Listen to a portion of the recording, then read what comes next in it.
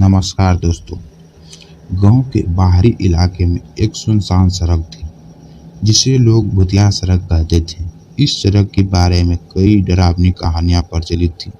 कहा जाता है कि रात के समय इस सड़क पर अजीब घटनाएं होती है और जो भी यहाँ से गुजरता है वो किसी अनहोनी का शिकार हो जाता है।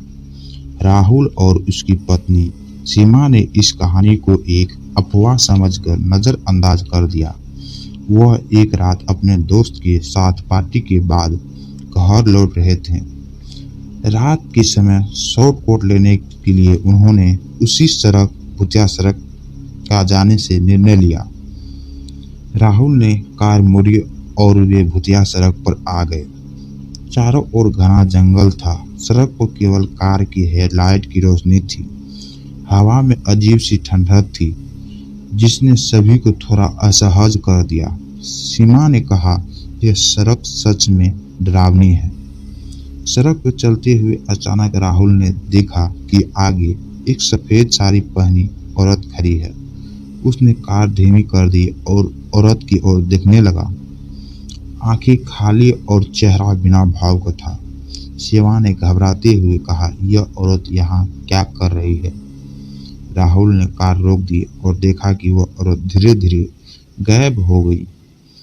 वे सभी डर के मारे एक दूसरे की ओर देखने लगा। राहुल ने कहा, यह बहुत अजीब है, हमें यहाँ से जल्दी से निकलना चाहिए।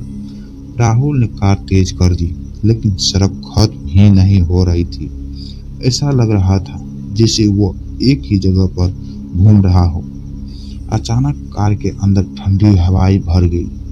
सभी को ठंडा महसूस होने लगा। सीमा ने कहा, मुझे यहाँ से बाहर निकलने का रास्ता नहीं दिख रहा। सड़क के किनारे एक पुराने बोर्ड दिखा जिस पर लिखा था, खतरा आगे, भूतिया क्षेत्र है। राहुल ने बोर्ड पढ़ते ही कार को और तेज कर दी लेकिन तभी कार का इंजन बंद हो गया। वह रुक गई। सभी ने घबराते हुए कार से बाहर देखा। सड़क के किनारे एक पुराने पेड़ था जिसके नीचे एक आदमी की परछाई खड़ी थी। परछाई धीरे धीरे उनकी ओर बढ़ने लगी। राहुल ने हड़बड़ाते हुए कार को फिर से स्टार्ट करने की कोशिश की लेकिन इंजन ने कोई प्रतिक्रिया नहीं दी। परछाई अब बिल्कुल पास आ चुकी थी। उसके चेहरे पर भयानक भाव थे। आंखों में खून उतर आए थे। उसने राहुल की कार का शीशा खटखटाया। सीमा ने चीखते हुए कहा, हमें कुछ करना होगा, यह परछाई हमारी जान ले लेगी।